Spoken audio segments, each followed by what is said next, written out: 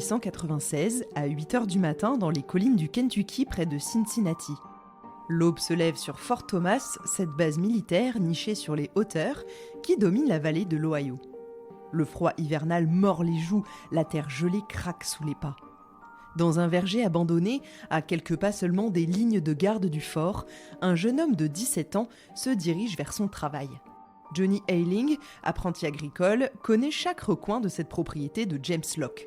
Mais ce matin-là, quelque chose d'inhabituel attire son regard près de la clôture qui marque la limite du terrain. Une forme sombre, un peu recroquevillée sous les buissons. Il s'approche intrigué, et soudain, l'horreur le frappe de plein fouet. Ce qu'il découvre va traumatiser toute une région et déclencher l'une des enquêtes criminelles les plus retentissantes de la fin du 19e siècle aux États-Unis. Je suis Camille Debreuil et je vous raconte aujourd'hui les crimes oubliés de Scott Jackson.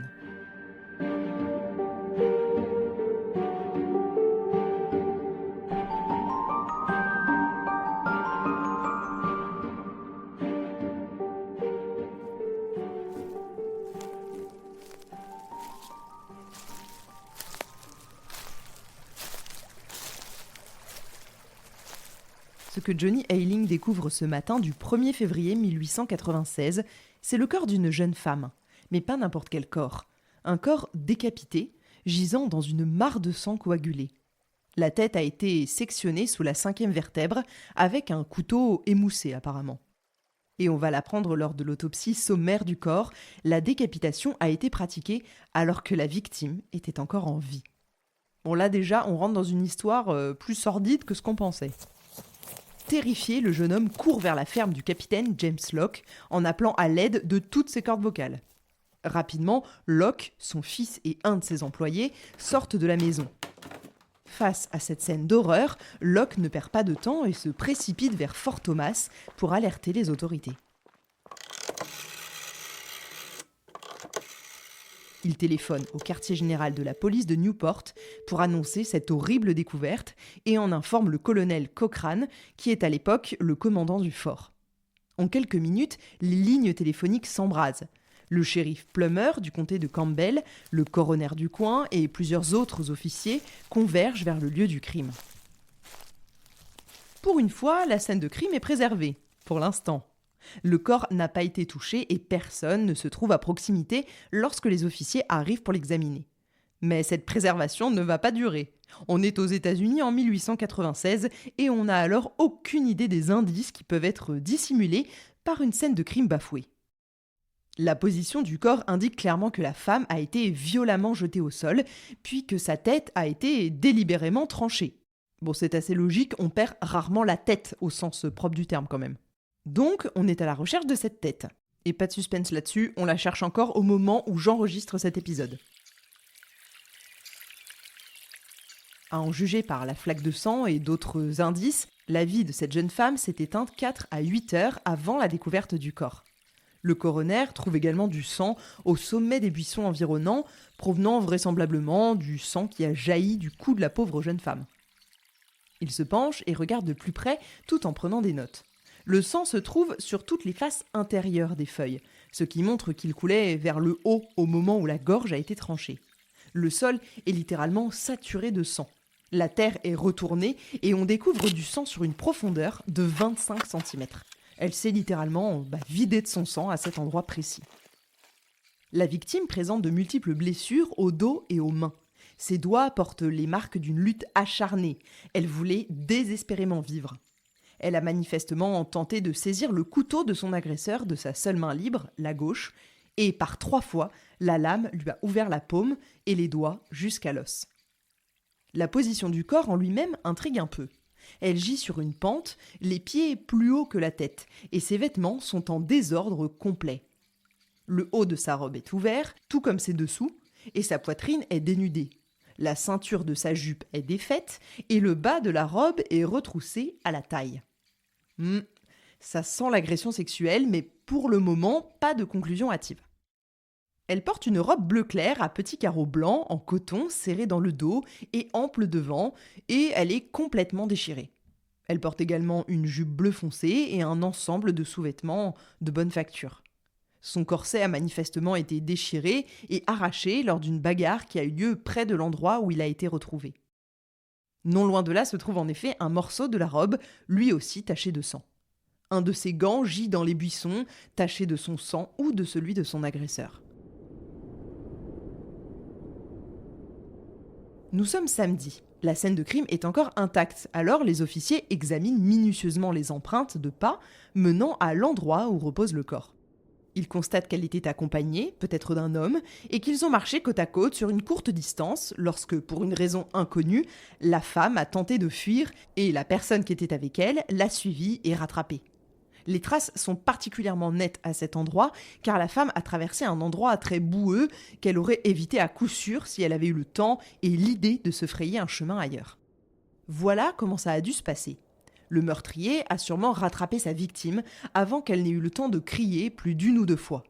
Il l'a réduite au silence en l'étranglant et l'a traînée vers la berge pleine de buissons. Elle s'est débattue désespérément et il a arraché une poignée de tissu de sa robe. Il l'a jetée à terre et a glissé avec elle sur la berge. Il a dû alors dégainer son couteau après le début de la lutte, sinon il l'aurait sans doute utilisé plus tôt. La moitié d'une manche de chemise d'homme est retrouvée près du corps. Voilà pourquoi on pense que c'est un homme. Elle est elle-même imbibée de sang. La femme l'a visiblement arraché du bras de son meurtrier. Et le meurtre a dû être commis vendredi soir assez tard, car les vêtements de la femme décédée ne sont pas mouillés, et la pluie du vendredi soir a persisté jusqu'à près de 22 heures.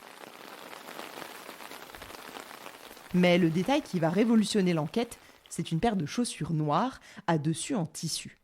De belle qualité, elles contrastent avec le reste des vêtements plutôt modestes de la victime. À l'intérieur, une étiquette porte une inscription précieuse « Louis and Hayes, Greencastle, Indiana ». Cette petite étiquette, mesdames et messieurs, sera le fil d'Ariane de toute l'enquête.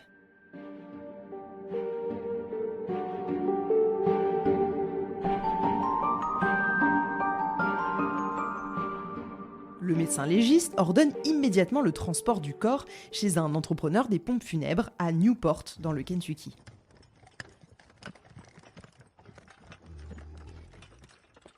Après un examen plus approfondi, il déclare qu'il n'y a aucune preuve que cette jeune femme a été victime d'un acte de violence sexuelle. Mais avant même que le corps n'arrive dans les locaux des pompes funèbres, la nouvelle de cette mort atroce se répand comme une traînée de poudre. En quelques heures, la découverte du corps décapité fait le tour de la région. Cincinnati, Covington, Newport, toute la vallée de l'Ohio est horrifiée. Car voyez-vous, ce n'est pas seulement l'horreur du crime qui frappe les esprits, c'est sa méthode. Par la manière dont il a été commis, ce meurtre rappelle les temps anciens où les tyrans décapitaient leurs victimes. Il y avait des commanditaires et ceux qui effectuaient réellement l'assassinat.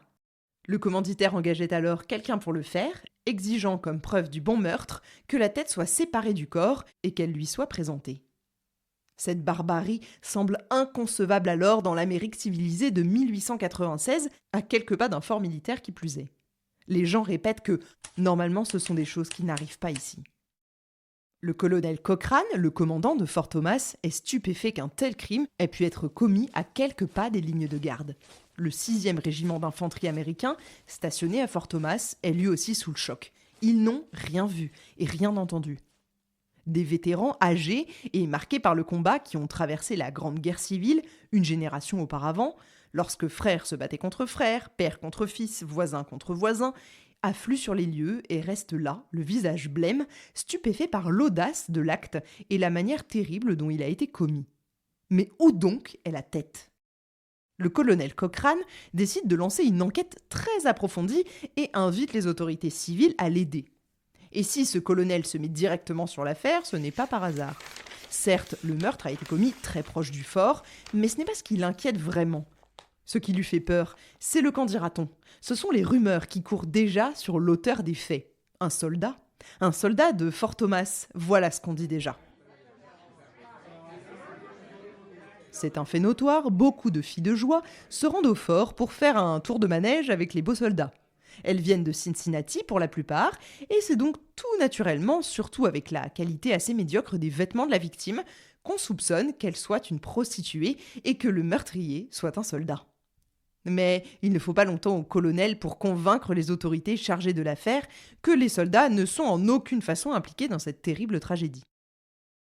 Mais dans un laps de temps presque incroyablement court, après que le jeune Ayling ait donné l'alarme, les soldats du fort, les citoyens qui l'entourent et des centaines de personnes des villes voisines se rassemblent sur place.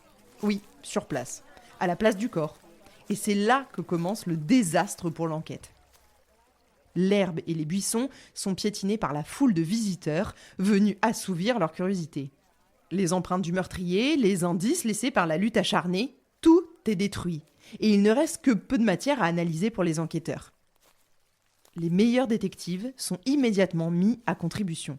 Personne ne pourra plus jamais sauver cette pauvre fille. Mais la population est mobilisée et surtout déterminée à identifier le corps décapité et à traduire rapidement en justice le ou les meurtriers sans cœur, si c'est possible. Ce n'est pas un phénomène nouveau. Cette affaire rassemble de nombreux chasseurs de reliques. Ces curieux qui aiment emporter quelque chose des scènes de crime pour le souvenir. Je vous en avais parlé notamment dans l'affaire Lawson. Je trouve ça extrêmement glauque. Les chasseurs de reliques sont donc nombreux dans cette affaire. Ils détruisent presque le buisson sous lequel le corps a été découvert, cassant des branches sur lesquelles on peut identifier pourtant des taches de sang. Ils scrutent le sol à la recherche de feuilles, de pierres et même d'argile saturée de sang. Tout ce qui porte une tache de sang est saisi avec empressement. Hommes, garçons et même jeunes femmes examinent chaque branche et brindille du buisson au milieu duquel la lutte a eu lieu dans l'espoir de trouver quelque chose à ramener à la maison. L'amour morbide et inné des humains pour les atrocités de ses semblables ne date décidément pas d'hier. Et la forte pluie qui tombe à nouveau, presque tout l'après-midi, ne dissuade pas du tout ces chasseurs-cueilleurs de la mort. Chez l'entrepreneur des pompes funèbres à Newport, c'est un spectacle affligeant. Toute la journée et jusqu'à une heure avancée de la nuit, l'établissement est littéralement assiégé par des centaines de personnes venues satisfaire leur curiosité morbide. Hommes, femmes et jeunes enfants, tous veulent voir les restes de cette malheureuse.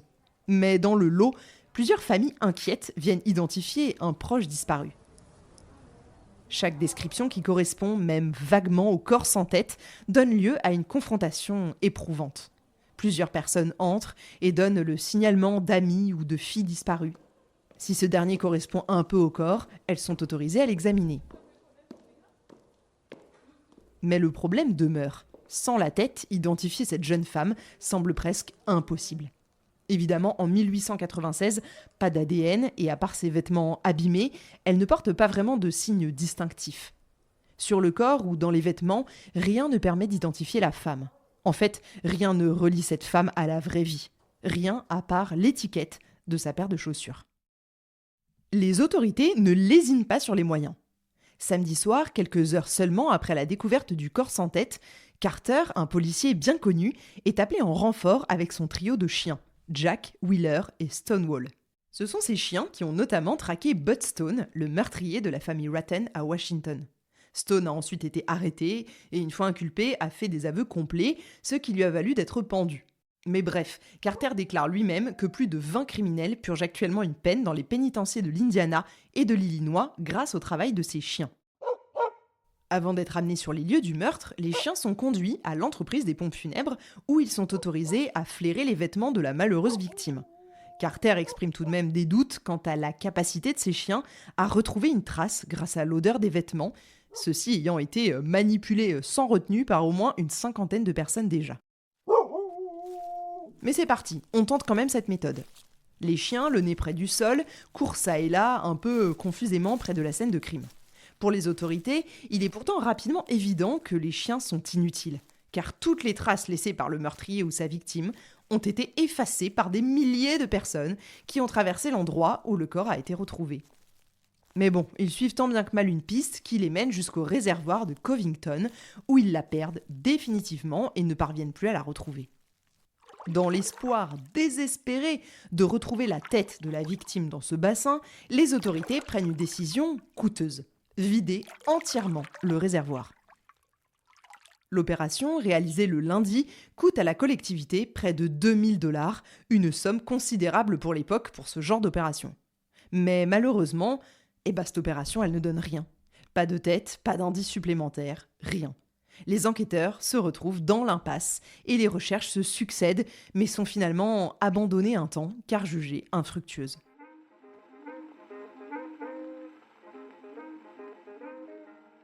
Et pendant ce temps, les fausses pistes se multiplient. Des jeunes femmes sont signalées disparues aux quatre coins du pays. Évidemment, toutes les familles ont à la fois l'espoir et la peur que leur proche soit cette jeune femme retrouvée sur la berge. Un grand nombre de jeunes femmes sont portées disparues dans diverses régions du pays. Mais une fois retrouvées et poursuivies jusqu'au bout, chaque piste se révèle dénuée de tout fondement tangible. Il n'y a rien à faire. Mais les forces de l'ordre poursuivent les recherches pour retrouver la tête et surtout identifier les restes avec une persévérance remarquable. Chaque suggestion est reçue et étudiée et rien n'est laissé de côté. Pour le coup, je salue le travail d'enquête et c'est assez rare. Entre-temps, 2 vagabonds sont arrêtés comme suspects à Ludlow dans le Kentucky, mais sont ensuite relâchés faute de preuves. La foule se rue à la morgue de Newport pour identifier le corps, et croyez-le ou non, il est identifié. Oui, à plusieurs reprises, il est identifié comme étant le corps d'une personne qui, après identification, s'avère être vivante et en bonne santé. Des identifications les plus troublantes est celle d'une femme de Cincinnati convaincue de reconnaître sa fille, Ella Markland. Un ami de la mère, le tenancier du bar, qui la connaissait bien, examine aussi le corps sans tête et ils pensent tous deux qu'il s'agit du corps d'Ella Markland. Ça fait 3 personnes convaincues que c'est elle. La mère et son mari se rendent donc à Newport où elle procède à un examen minutieux. Elle reconnaît la forme particulière des jambes, du genou jusqu'au pied, ainsi que le contour général de la poitrine, de la taille et des membres. Elle est pleinement convaincue qu'il s'agit de sa fille.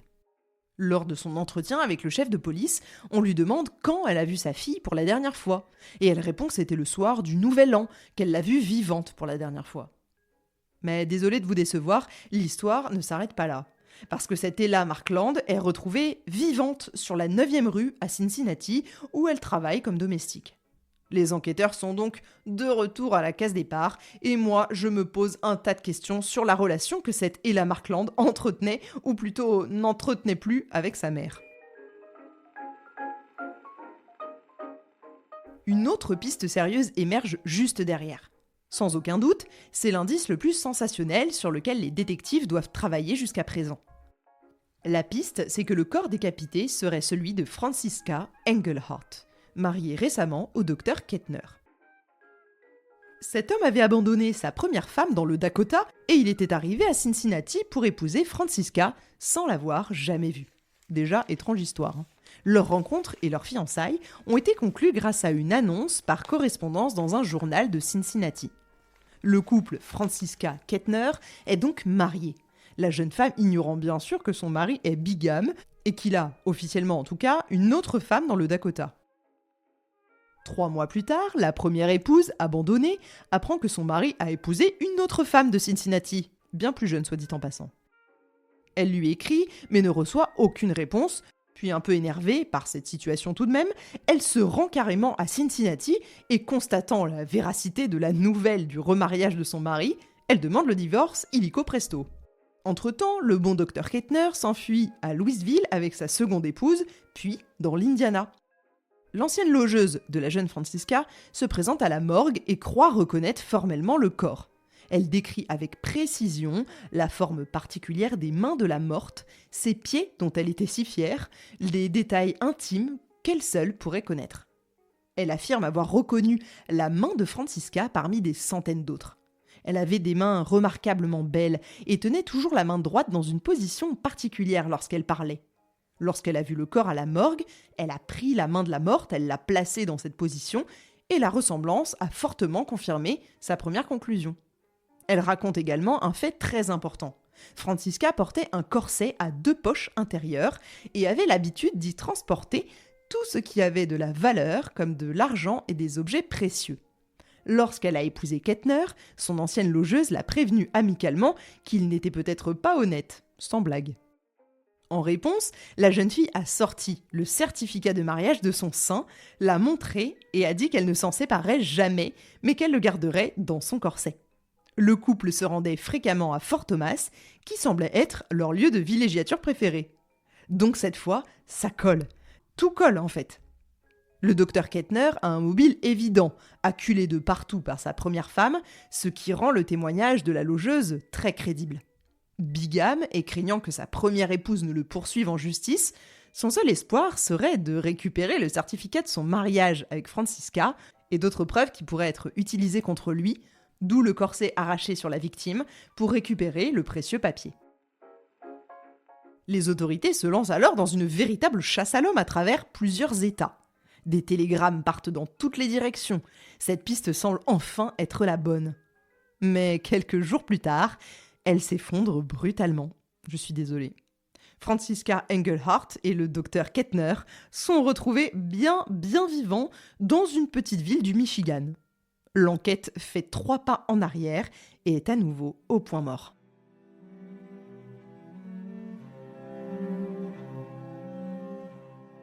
Le lundi suivant la découverte du corps, à 15h, une autopsie complète est pratiquée sur le corps à l'établissement funéraire de Newport. L'examen dure plus d'1 heure. Les médecins en tirent plusieurs conclusions importantes. D'abord, contrairement aux premières suppositions, la jeune femme n'a pas été violée. Cette fois, on en est sûr. Ensuite, elle n'avait pas plus de 20 ans. L'estomac est retiré et confié à un professeur du collège médical de l'Ohio à Cincinnati. Il effectue tous les tests connus pour les différents poisons qui auraient pu être administrés. Ça vise à vérifier, si possible, si la femme a été droguée avant d'être conduite sur les lieux du crime. On en reparlera un petit peu plus tard. C'est alors que l'étiquette des chaussures prend toute son importance. Un marchand de chaussures de Newport, qui suit l'affaire de près depuis le début dans les médias, s'intéresse activement au cas. Frappé par l'étroitesse des chaussures portées par la jeune fille décédée, il les ouvre pour en découvrir la pointure et la largeur.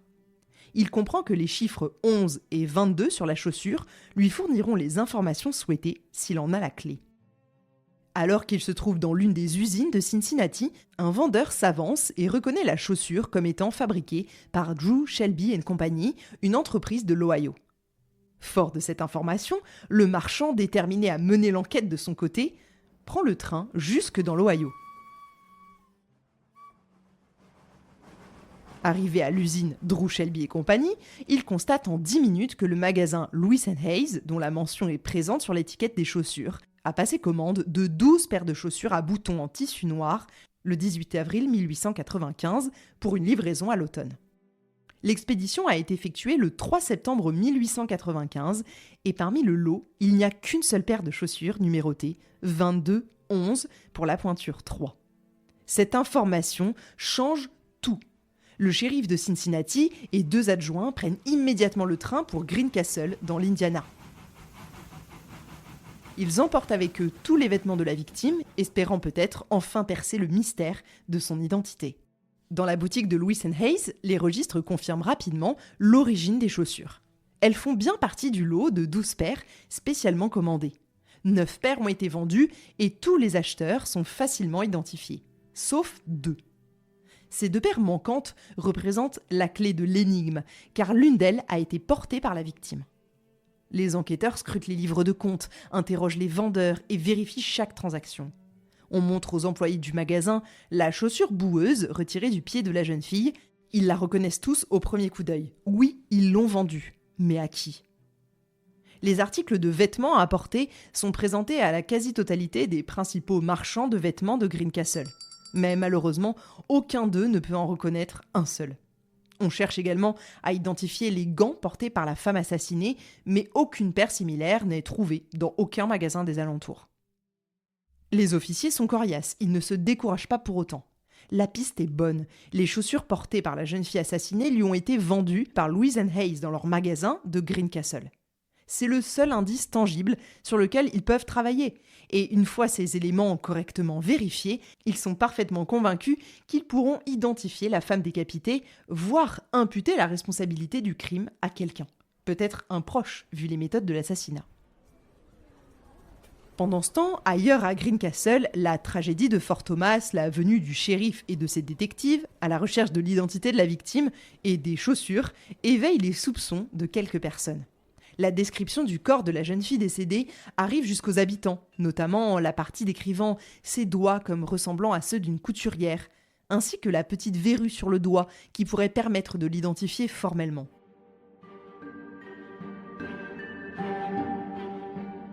Un homme en particulier observe cette agitation avec une inquiétude grandissante. Le directeur de la Western Union Telegraph Company a lu tous les télégrammes qui transitent par son bureau depuis plusieurs jours. Les descriptions du corps, les détails fournis par les autorités du Kentucky, et soudain, il fait un rapprochement terrifiant.